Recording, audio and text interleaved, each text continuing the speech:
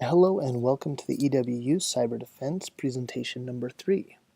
Unfortunately, we lost the audio on the original presentation, so we're going to re-record it here. Now, if you recall from presentation number 1, there's a very specific process involved in pen testing a network. The first and most important step is getting permission. Second is recon. Third is evaluation. Fourth, exploitation. Fifth, escalation. And finally, post-exploitation. Last week, we covered recon, aka information gathering, and this week we're going to go into evaluation. A good way to picture this is we start with a big picture. We have a general target, and through the information gathering stage, we're able to narrow that down to a smaller target, down to specific IP addresses or a specific IP range. In this step, we're going to narrow that range down to specific machines and determine what is running on those machines. Now, most people have probably used ping at one time or another. Use that to determine if a machine is alive. It uses the Internet Control Message Protocol, ICMP, and is available on nearly any machine out there. One of the problems with ping, though, is it only works on a specific IP address at a time. As an alternative, we're going to go into Kali here and open up a terminal. We're going to use a program called fping. Fping allows you to scan multiple IP addresses at one time. To find out if you have it installed, type in fping-v to get your version. And since we've never used this before, we're going to do what we always do and bring up a man page for fping. As we can see, it is a program like ping to determine if a target host is responding. There's a couple of flags here that I want you to be familiar with. The first one is the -A, which shows if a system is alive. And the next one is -G, which generates a target list from a supplied IP mask. Basically, this lets us specify the range. If you're interested, you can read some of the other switches here, but those are the only two that we need at the moment. So we're going to quit out of the man page, and we are going to run fping. And we're going to run it against every machine on the 10.0.0.0 network. And then we are going to pipe the results into a host.txt file. This will allow us to reuse them later, and if we need to write a script around it, will allow us to utilize it in future scripts. We're going to get a scrolling list of feedback here. You may or may not get the same. It seems to vary from machine to machine. Now, if we cat our host.txt file, we're going to find out that there are two machines on this network, .100 and .200. If you set your network up per the previous Lab 1 video, you're going to know that 100 is the Metasploitable box and 200 is your Kali box. Now, one of the problems with using this to determine if a machine is alive is ping is usually disabled. A lot of administrators know that it can be used for nefarious purposes and it doesn't have any critical functionality, so they block it. And if you want to protect yourself from being caught up in a ping sweep as well, you can block it too, either using IP tables or Ubuntu and similar distributions come with the uncomplicated firewall, UFW. And you can Google that to get a little bit more information. So now that we've got it narrowed down to what machines are on the network, we want to determine what they're running. And for this, we do a port scan. A port is a software abstraction used to distinguish between communication channels, similar to the way IP addresses are used to identify machines on a network. Ports are used to identify specific applications on a single machine and create the ability to make multiple concurrent connections possible at the same time. There is around 65,000 ports available.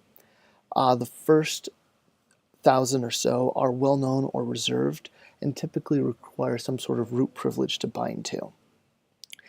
Port 0 is never actually used or supposed to be used. It's typically used as a wildcard.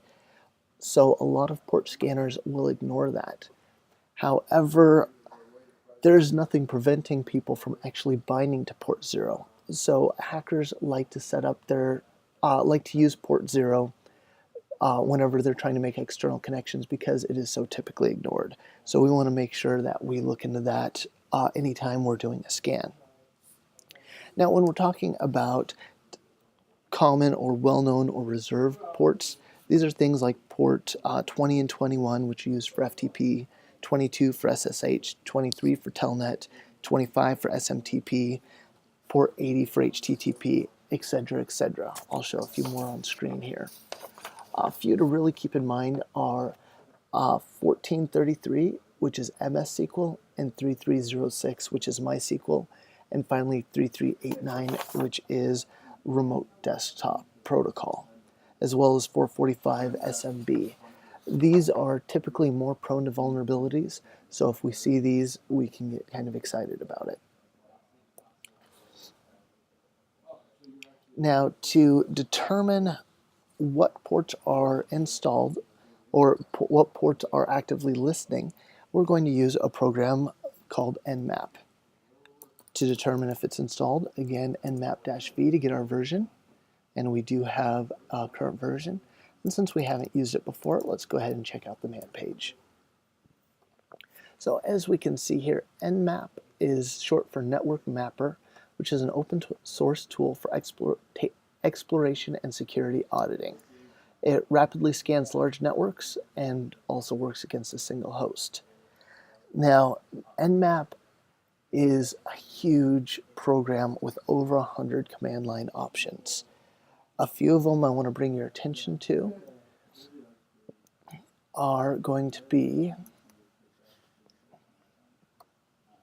scan techniques, which are -SS, ST, SA, SW, or SM, as well as SU for UDP. S says it's going to be the scan technique. The big S stands for SYN scan, T is TCP, U is UDP. The reason this makes a difference is depending on determines speed and protocol used. SYN and TCP both use a TCP protocol connection. And if you'll recall from your networking classes, TCP typically uses a three-way handshake, where computer A will send a SYN, computer B will send a SYN ACK back to computer A, and computer A will send an ACK back to B, and then communication will begin. This is a standard handshake. It's very common. It's also one of the slowest types of scan you can do because it goes through the full process. Instead, we typically use the SYN scan. This is the most popular scan in here.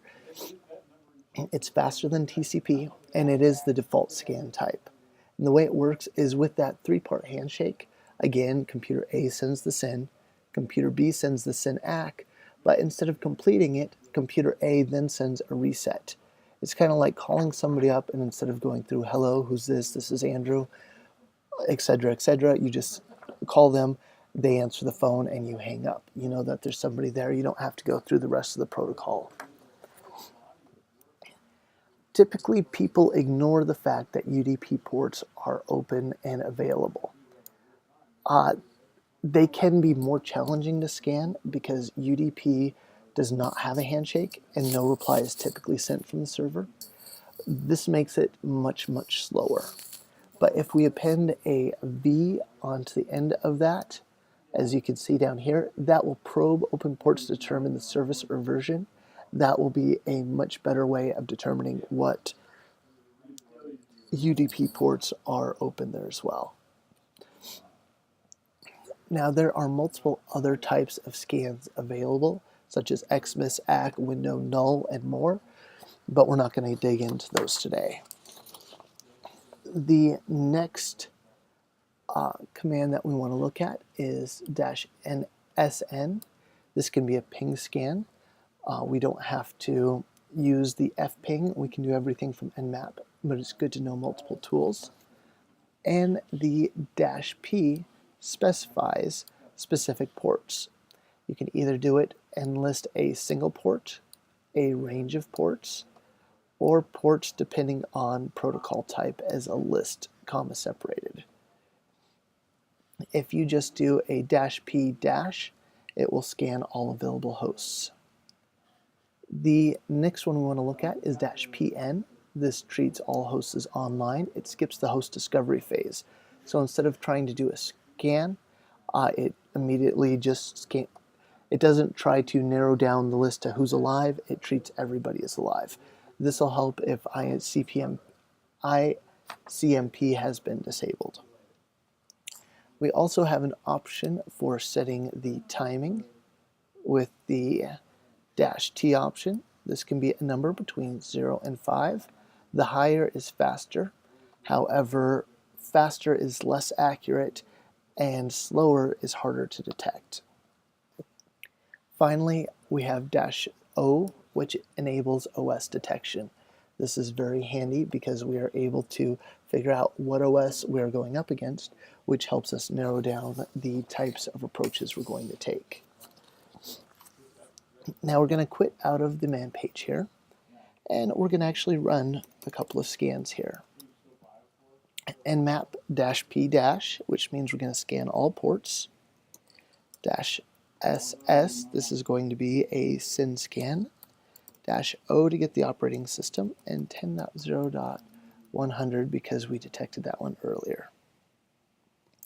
And we're going to go ahead and scan that into a, direct that into a text file. That way we have it for later use and scripting purposes if we so need it. Now that our scan is complete, we're going to take a look at the text file, and we're going to see some important information here. It's a scan report for 10.0.100. If you've scanned a range, this will help you figure out which machine it's looking for. It'll say there's 665,505 closed ports. If this says filtered, that typically means there's a firewall up and running, and we want to pay attention to that. We will now have a list of the ports and what service we think is running on each one, and the state of that port, which can be either open, closed, filtered. I believe there's a few other options. We also know it's running Linux 2.6.x, and it has a distance of 1 hop. Now that's some good information, but we can get even more information. We did not request versioning, so we're going to do that this time by appending a V to the type of scan, and we're going to call that nmap2 is our output file. This one's going to take slightly longer because it is going to be sending some custom packets to those different ports to see how they react. Different programs and different protocols have various flaws that are known, and by sending incorrect packets to them, we're able to determine what surface it is depending on the unique way they respond to those incorrectly formatted packets.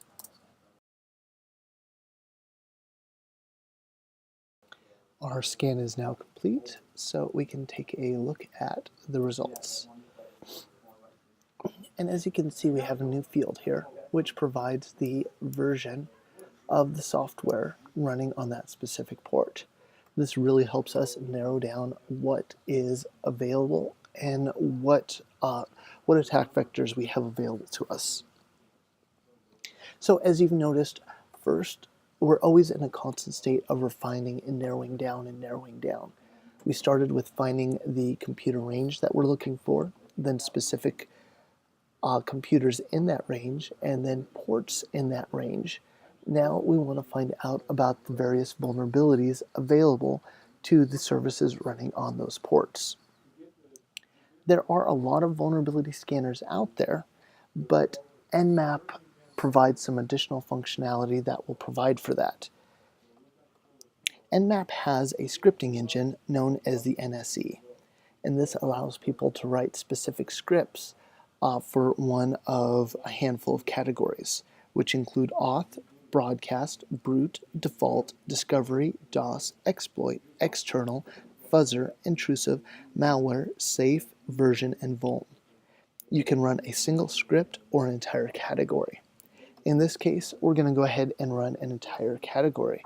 We want to find all possible vulnerabilities using the script flag on our vulnerable machine that we discovered earlier.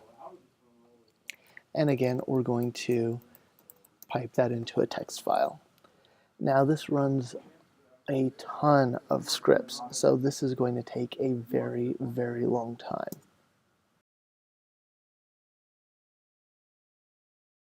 Okay, our scan is now complete, so let's take a look at our results here.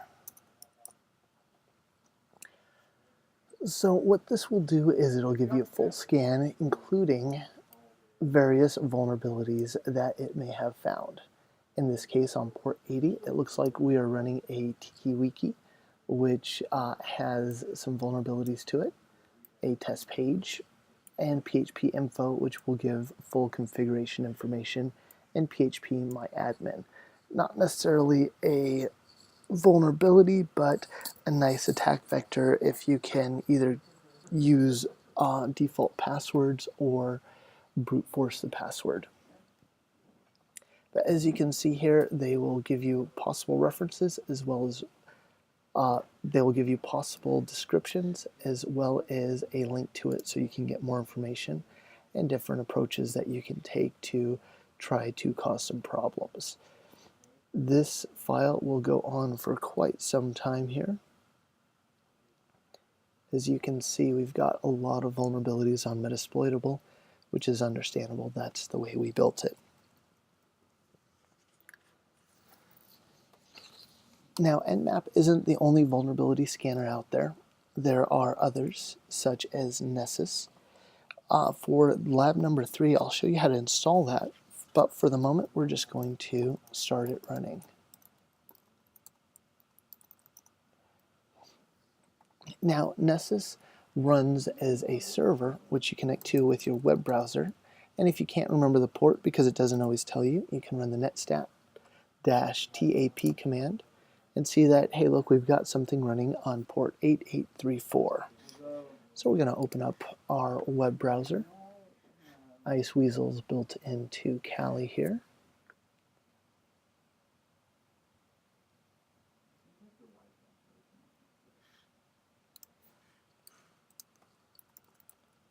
And we're going to go to localhost 8834.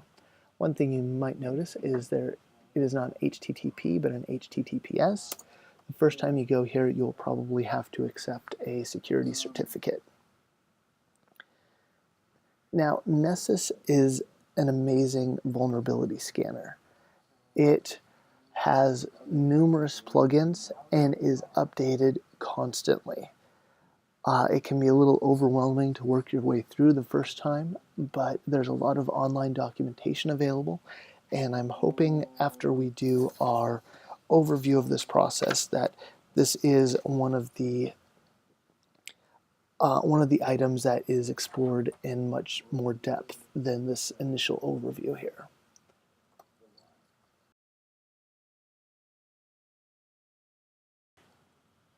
Now that Nessus has finished initializing, you'll need to log in with the username and password you previously created. And before you can do any scans, you're going to need to create a policy. Click the New Policy button, and there's a lot of policies already established for you with the wizard. We're just going to go with a basic network scan to start.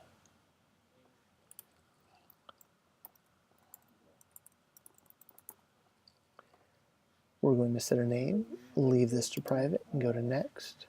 Scan type is internal, and we're not going to worry about any kind of authentication yet. So now that our policy is created, we can create a scan with the New Scan button.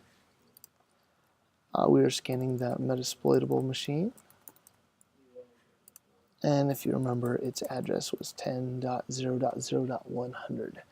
This is the one that we discovered in the previous stages with fping and nmap. You can schedule this to run at different times. For the moment, we just want now. And if you have an SMTP server set up, you can actually email out your results as well. We will launch that. And as this starts to run, we are able to click on it and see the results as they are generated. You will see that they've got 5 types of classification: basic info in blue, low priority in green, medium priority in yellow, a high priority in orange, and critical in red. Now the majority of these look very, very similar in their layout. If you're scanning multiple hosts, it will show multiple hosts. For now, we're going to dig into the vulnerabilities, and we're going to take a look at this first critical vulnerability. We'll provide a description of the vulnerability and a possible solution, along with a possible link for more information. This will show you the plugins that it used, as well as the risk information, vulnerability information, and how this is actually exploitable. When we move to the next stage of exploitation, this gives us a good idea on what tool to use in the Metasploit framework. I go back to vulnerabilities here. We'll see that we have similar information no matter what our vulnerability level is. And info just provides information, as you may have guessed. Again, with the description, a solution, and a link for more information. This one in particular is just telling us that we are running an external DNS server, which we may not need to do. We'll go ahead and let this finish. And we can access this at any time later from the Scans menu. Now, we've just barely touched the surface of Nessus. There's a lot more to be done with this. This is one of the most powerful tools out there, and also one of the more complex. So if you go to the Tenable website, the creators of Nessus, you'll be able to find documentation, white papers, tutorial videos, even training classes that you can sign up for, although the last one is not free. One of the other limitations you will run into is using the home version of Nessus, you can only access internal IP addresses. You cannot access sites by their domain name or by external IP addresses. For that, you will need their standard professional use, which runs $100 a month. If you get into this full time, it's very much worth your while, but for our uses, we're not going to go that far at the moment. So that wraps up presentation number 3 here.